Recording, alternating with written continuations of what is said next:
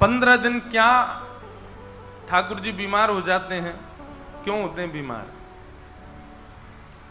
बहुत सारी भावनाएं हैं। माधवदास नाम के भक्त थे, उनको एक रोग हो गया था। उनके रोग को ठाकुर जी ने अपने ऊपर ले लिया। श्री माधवदास जी इतने बीमार हो गए कि वो उठ भी नहीं पा रहे थे। तो श्री जगन्नाथ महाप्रभु उनके मल मूत्र से सने हुए वस्त्रों को धोने के लिए, कोई सेवक तो था नहीं उनके पास, तो जगन्नाथ जी को इतनी दया आई कि जगन्नाथ जी स्वयं आ गए वहां पर और उनके कक्ष में आकर के उनके वस्त्रों को धोने लगे। उनके अंग पर जो मलमूत्र आदि लग गया था, क्योंकि उठ तो पा नहीं रहे थे, उसको जगन्नाथ जी अपने हाथों से साफ करने लगे। माधवदास जी ने जब ये दृश्य देखा, स्वयं जगन्नाथ जी उनके घर पर आए हैं उनकी सेवा करने, माधवदास जी बहुत रोए। बोले, नाथ, इसके लिए तो मैंने कभी भजन नहीं किया था कि आपकी स्थिति ऐसी कर दूं मैं। आप मेरे मलमूत्र से सने हुए वस्त्रों को धो रहे हैं, मेरे तन का स्पर्श कर रहे हैं, मुझे बहुत पीड़ा हो रही है नाथ। ठाकुर जी बोले, आप भक्त लोग हमारी इतनी सेवा करते हैं, अगर हम आपकी थोड़ी बहुत कर दें तो इसमें क्या बुराई? और आपकी इतनी दूषित स्थिति हो गई है, और ये तो बाहर का मल है माधवदास, तुम तो हृदय से परम पवित्र हो। मुझे बाहर की शुद्धता आकर्षित नहीं करती है, मैं तो हृदय की पवित्रता से आकर्षित होता हूं। बाहर से मलमूत्र से सने हो तो क्या हुआ, हृदय से तो परम पवित्र होना। माधवदास जी ने ठाकुर जी का हाथ पकड़ लिया। बोले, आप सर्व समर्थवान हो, ये सब नाटक क्यों कर रहे हो? मेरे वस्त्र धो रहे हो, मेरे हाथ पांव साफ कर रहे हो, आप चाहो तो चुटकी बजा दो, मैं ठीक हो जाऊंगा। भगवान अगर दृष्टि से देख लें और वो व्यक्ति तब भी रोग में रहे तो ये कैसे भगवान? आप तो मेरे ऊपर दृष्टि डाल दीजिए ना, मेरे रोग को दूर कर दीजिए। रोग दूर हो जाएगा तो आपको मेरी सेवा नहीं करनी पड़ेगी, मैं भी प्रसन्न हो जाऊंगा। महाप्रभु जगन्नाथ जी कहते हैं, ये तुम्हारे कर्मों का फल है, चाहे इस जन्म के चाहे पूर्व जन्म के। और यदि जीवन में किए गए या पूर्व जन्म में किए गए कर्मों का फल संसार में यदि नहीं भोगा गया, अभी तुम मान लो कि तुमने मुझसे प्रार्थना की और मैंने तुम्हारे कर्म फल को यदि काट दिया, तुम्हारे प्रारब्धों को यदि नष्ट कर दिया ना माधवदास, तो जो वो शेष रह जाएगा ना, जो तुमको भोगना है, उसको भोगने के लिए तुमको पुनर्जन्म लेना पड़ेगा। हम लोग जन्म क्यों लेते हैं? कई लोग जन्म लेते हैं कर्मों का बर्डन और बढ़ाने के लिए, और कई लोग जन्म लेते हैं अपने पूर्व जन्म के भी कर्मों के भोगों को भोग करके निवृत्त होने के लिए। वैसे तो वास्तव में जन्म हमारा निवृत्ति के लिए हुआ है, भोगने के लिए हुआ है, पूर्व के प्रारब्धों को भोगने के लिए, पूर्व के किए कर्मों को जीवन में सहने के लिए। लेकिन हम इतने क्या बताएं, कौन हैं हम? यहां आए हैं पूर्व का सब लेखा जोखा समाप्त करने के लिए, पर उसको तो समाप्त करते हैं और ज्यादा बढ़ा लेते हैं। कर्जा खत्म तो करते नहीं, और ज्यादा दुगना सिर पर चढ़ा लेते हैं, और फिर इसी चक्कर में हम भटकते रहते हैं। पुनरपि जननम पुनरपि मरणम पुनरपि जननी जठरे शयनम। वास्तव में आध्यात्मिक होना, भक्ति पथ का पथिक होना, उसके लिए एक ही सूत्र है कि यह समझ जाओ कि आप जीवन में जो कुछ भी अनुभव कर रहे हैं, जो कुछ भी फेस कर रहे हैं, जो कुछ भी अपने जीवन में आप जिस स्थिति से लड़ रहे हैं, जूझ रहे हैं, ये सब आपके प्रारब्ध हैं। उन प्रारब्धों को भोगो, प्रारब्धों से लड़ो, दूसरा कुछ निर्माण मत करो। पर नहीं, हम लोग संसार में रहते रहते और बहुत कुछ निर्माण कर लेते हैं, बहुत सारे अपने विषय भोग और बहुत सारी कामनाओं से और ज्यादा कर्म फलों को इकट्ठा कर लेते हैं। पर याद रहे, जब तक ये प्रारब्ध नष्ट नहीं होगा ना, तब तक ठाकुर जी मिल नहीं सकते। माधवदास जी से भगवान बोले, तुमको ये रोग इसलिए हुआ क्योंकि ये तुम्हारे पूर्व जन्म का प्रारब्ध है, और कहीं मैंने चुटकी बजा के इसको नष्ट कर दिया तो ये भोगा तो है नहीं तुमने, नष्ट हो गया। और नहीं भोगोगे तो भोगने के लिए दोबारा तुमको जन्म लेना पड़ेगा। इसलिए माधवदास 15 दिन का रोग और बचा, इसको भोग लो। माधवदास बोले, लेकिन शर्त है। बोले, क्या? मुझे भोगने में कोई दिक्कत नहीं, मुझे कष्ट सहने में कोई दिक्कत, आप नहीं आओगे मेरे पास, ये सेवा एवा आप नहीं करोगे मेरी। जगन्नाथ जी बोले, मैं तो करूंगा। अब जगन्नाथ जी में जिद लगी है मैं सेवा करूंगा, माधवदास कह रहे हैं कि मैं आपको करने नहीं दूंगा, 15 दिन का अभी प्रारब्ध बचा है। माधवदास जी बोले नहीं प्रभु, आपको मैं सेवा नहीं करने दूंगा। तो भगवान बोले ठीक है, हम पर एक उपाय और है, वो हम कर देते हैं। तो माधवदास जी बोले क्या उपाय है? बोले यहां नहीं, श्री मंदिर में जाके करेंगे, तुम ठीक भी हो जाओगे और हमको सेवा में भी नहीं आना पड़ेगा। माधवदास जी बोले ठीक है। अब माधवदास जी को पता नहीं था ये क्या करने वाले हैं। ठाकुर जी श्री मंदिर में गए और माधवदास का जो 15 दिन का अभी प्रारब्ध बचा था उसको अपने ऊपर ले लिया, और अपने ऊपर लेकर के स्वयं ठाकुर जी बीमार हो गए, उष्ण हो गए। बताओ, ठाकुर जी बीमार पड़ गए, तुम ताली बजा रहे हो। संसार में कोई बीमार पड़ता आप ताली बजाते हो? वाह, तुम आईसीयू में चले गए, ओहो तुमको ग्लूकोज चढ़ रही है, ऐसे कौन करता है भाई? ताली क्यों बजाई आपने? माधवदास जी का पीड़ा ठाकुर जी ने अपने ऊपर ले ली। अब यहां माधवदास जी स्वस्थ हो गए, स्वस्थ होकर के स्नान ध्यान करके तिलक चंदन लगा करके बढ़िया इत्र लगा करके माधवदास जी बोले अब बढ़िया हो गया, अब चलूं महाप्रभु के दर्शन को। और जैसे ही श्री मंदिर में गए, मुख्य द्वार बंद है, पुजारी सब बाहर बैठे रुदन कर रहे हैं, भीतर केवल गिने चुने लोग हैं। माधवदास जी ने पूछा क्या हुआ? बोले महाप्रभु जगन्नाथ जी को बुखार आ गया है। माधवदास जी बहुत रोए। तो ठाकुर जी आपने ऐसा क्यों किया? कि प्रबल प्रेम के पाले पड़कर हरि को नियम बदलते देखा, अपना मान टले टल जाए पर भक्त का मान न टलते देखा। ठाकुर जी ने सृष्टि के सारे नियम बदल दिए। जिन भगवान को कोई रोग नहीं हो सकता, वो माधवदास का रोग स्वयं भोग रहे हैं। हमारे ब्रज के रसिक जन कहते हैं आज भी जगन्नाथ जी बीमार पड़ते हैं, निश्चित ही इतने लाखों करोड़ों लोग दर्शन करने जाते हैं, किसी ना किसी रोग, किसी ना किसी के रोग को आज भी महाप्रभु जी अपने ऊपर ले लेते हैं। आज भी 15 दिन के लिए ठाकुर जी बीमार पड़ते हैं। है ऐसा प्रेमी कोई?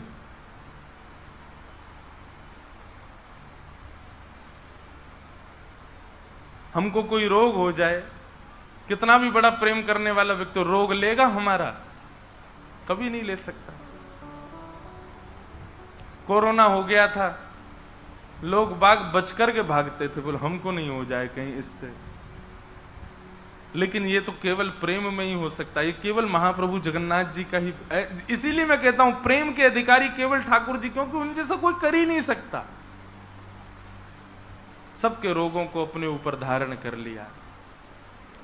और 15 दिन में महाराज इतने व्याकुल तो दर्शनार्थी नहीं होते जगन्नाथ जी के लिए, जितने व्याकुल जगन्नाथ जी हो जाते हैं। दर्शनार्थी इतने व्याकुल नहीं होते, जगन्नाथ जी इतने ज्यादा व्याकुल हो जाते हैं कि मैंने इतने दिन हो गए, 15 दिन हो गए अपने वैष्णव देखे नहीं। बोले अब क्या करें? बोले रथ निकालो, रथ में बैठ के सब वैष्णवों से मिलने जाऊंगा, सबको देखने जाऊंगा, सबके आगे जाऊंगा। और महाराज उछलते उछलते आते हैं। अहे नील शैल प्रबल मतावरण, प्रबल मतावरण, मुआरत नलनी बनकु कर दलन। अहे नील शैला, हे नीलाचल पर्वत के मतवाले हाथी जगन्नाथ, मेरे हृदय के आर्त रूपी कमलों का दलन करने के लिए आप आ जाओ ना। महाप्रभु जी का उत्साह देखा करो। हम तो टीवी में मैंने आज तक कभी, मेरे जीवन का एक बहुत बड़ा दुर्भाग्य कि मैं आज तक ठाकुर जी की रथ यात्रा नहीं देख पाया। इस बार भी बहुत मन है कि रथ यात्रा देखूं, लेकिन हम तो कल हमसे ये पूछ रहे थे कि महाराज जी आप समय कैसे, हमको बड़े दिन में समय मिला राहुल केला कथा के लिए, 1.5 साल में मिला, 1.5 साल लगे रहे तब जाके समय मिला। मैंने कहा आपके लिए नहीं है बात, ये कोई मुझको अहंकार मत समझो कि भाई इतना व्यस्त हूं, मुझे मेरे लिए समय नहीं मिलता। अब मैं सोच रहा हूं कि मैं कैसे आऊं रथ यात्रा में। कथाएं पहले से हो जाती हैं और फिर वो तिथि नहीं समझ आती।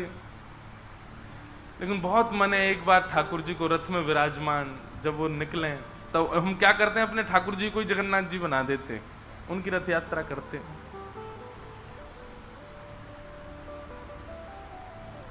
साल बेग के लिए ठाकुर जी ने अपना रथ रोक दिया। कहे साल बेग हीन जाति रे यवन, कहे साल बेग हीन जाति रे यवन, श्रीरंगा चरण तल। फिर आगे क्या है, क्या होगा,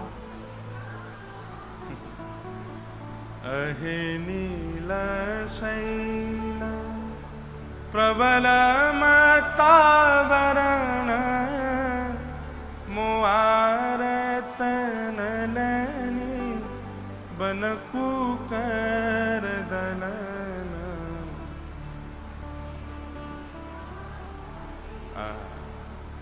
हम लोग उन सीढ़ियों से उतर के जब आते हैं महाप्रभु जी के मंदिर से तो ऐसे ही आ जाते हैं आराम से, लेकिन जगन्नाथ जी कैसे आते, कूदते कूदते आते। कितने उछल के मारते, कितने उत्साह में भर गए ठाकुर जी कि अपने वैष्णवों से मिलने जाऊंगा। ओ परब्रह्म परमात्मा जो तीनों लोगों के, तीनों भुवन के स्वामी है, पूरा ब्रह्मांड जिनके अधीन रहता है, वो अपने सामान्य से भक्तों के भाव के लिए कितने उत्साहित हो जाते हैं। लेटते लेटते आते हैं, लुढ़कते लुढ़कते आते हैं ऊपर से, और इतने उत्साह में भर जाते। व्यक्ति जब बहुत उत्साह में भर जाता है ना तो स्वयं नहीं चलता, आसपास लोगों के कंधे पे हाथ धर लेता, बोले मुझे उठा के लेके चलो, मैं परम प्रसन्न हूं। ऐसे श्री जगन्नाथ जी स्वयं नहीं चल रहे हैं, पंडा पुजारियों के ऊपर चढ़ जाते, बोले अब लेके चलो मुझे। इतने भारी ठाकुर जी खा खा करके दाल भात ऐसे हो गए, लेकिन इतने भाव से जाते हैं और फिर रथ में बैठ करके सबको टुकुर टुकुर देखते हुए जाते हैं। गुंडीचा कितना सुख देते हैं। एकमात्र पूरे ब्रह्मांड में एकमात्र श्री जगन्नाथ जी ऐसे ठाकुर हैं जो अपने मंदिर से बाहर निकल के वैष्णवों से मिलने आते हैं, और कोई ठाकुर नहीं आते। ऐसे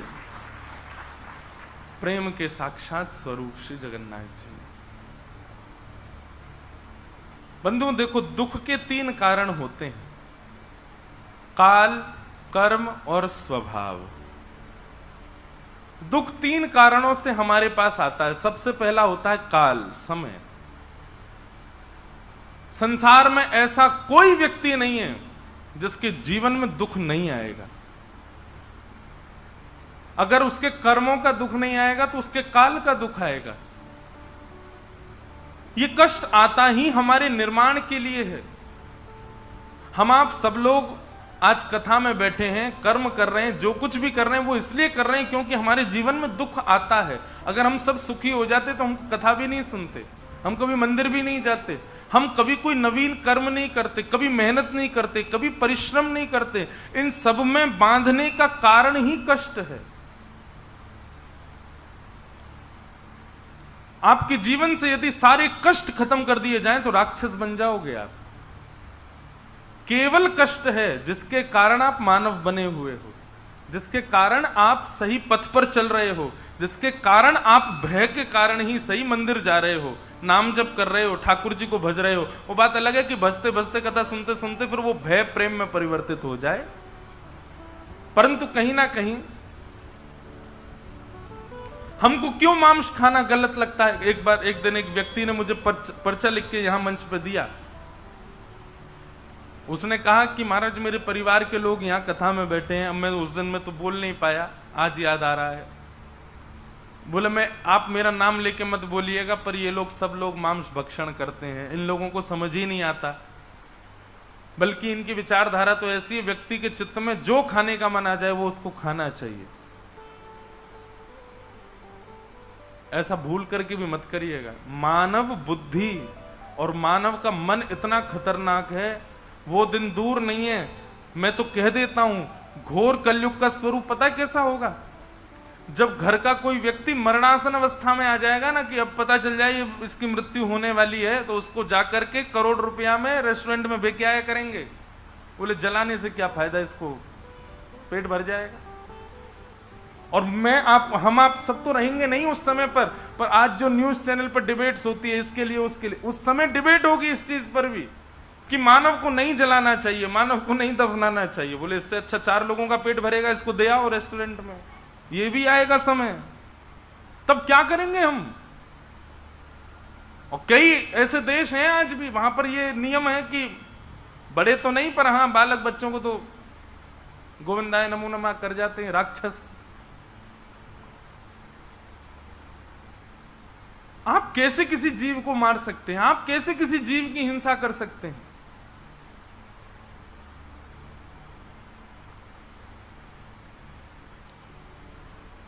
मांस भक्षण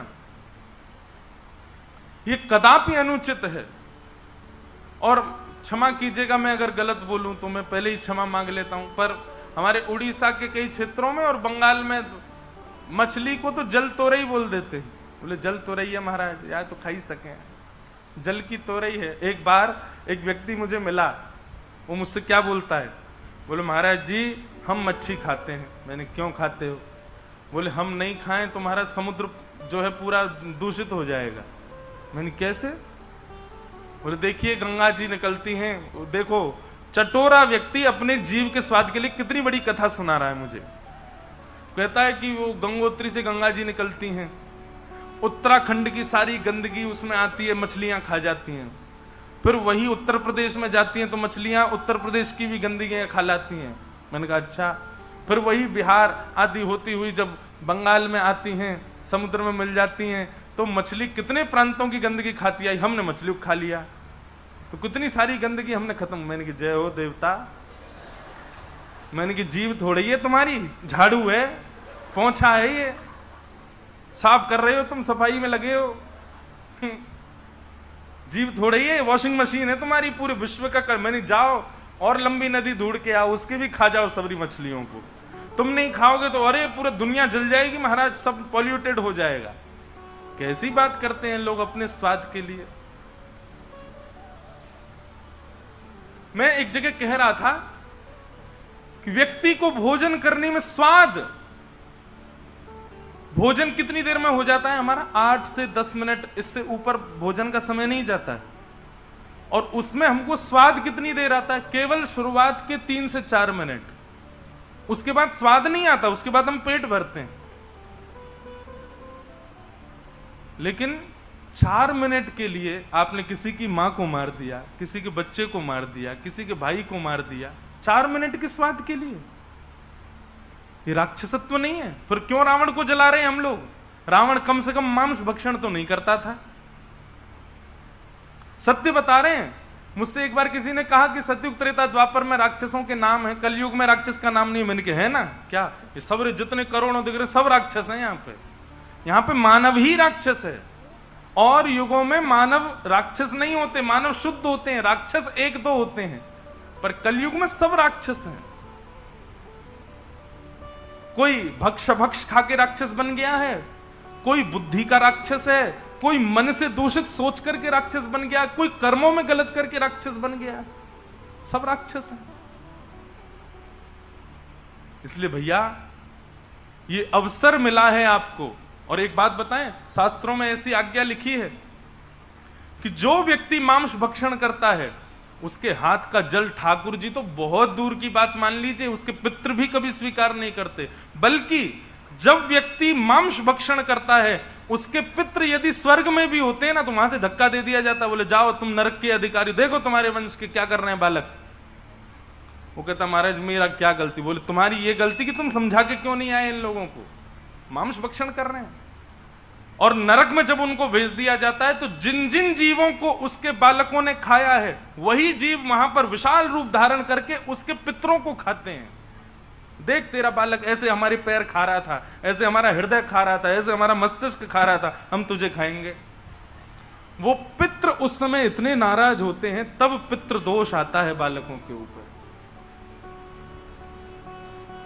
बोले कम से कम हमको तो बख्श दो, हम तो भजन करके अपने शुद्ध स्थान पर आ गए, कम से कम हमारे लिए तो गलत मत करो ऐसा। इसलिए भैया मेरी आपसे प्रार्थना है, कभी भी किसी जीव की हिंसा करके मत पाइए, कभी भी इस प्रकार का मांस भक्षण मत कीजिए अपने जीव के स्वाद के लिए। और तर्क वितर्क को तर्क करने वाले तो अपने शरीर को, महाराज जी शरीर कैसे बनेगा और ये क्या, ये तो साइकिल है, खाएंगे तो ही चलेगा, जो होगा वो होगा, पता नहीं क्या क्या बात कहते हैं लोग। अब हमको इसमें ज्यादा कुछ नहीं कहना, बस इतना है, अगर आपका उद्देश्य श्री जगन्नाथ जी की प्राप्ति है तो अपने भोजन को शुद्ध करो। देखिए भोजन शुद्ध होगा ना, विचार अपने आप शुद्ध हो जाएंगे। एक व्यक्ति ने मुझसे कहा कि मेरा एक प्रेमी है, वो मांस तो खाता है महाराज जी, मदिरा तो पीता है, पर वैसे बहुत अच्छा है, वो स्वभाव का हृदय का बहुत अच्छा है, मैं क्या करूं? मैंने कहा ये तो वही मतलब हो गया कि उसने ब्याह तो मुझसे कर लिया पर प्रेम वो किसी और से करता है, चाहता किसी और को है। चल जाएगा ना काम, चलाना है तो चला लो भाई। स्कूल तो आता है पर यूनिफॉर्म पहन के नहीं आता, स्कूल तो आता है पर बस्ता लेके नहीं आता, स्कूल तो आता है पर अपनी किताब कॉपी लेकर के नहीं आता, स्कूल तो जाता है लेकिन पढ़ता नहीं है, क्या काम का फिर? ये नियम बनाए हैं, हम मानवों को मांस भक्षण नहीं करना चाहिए।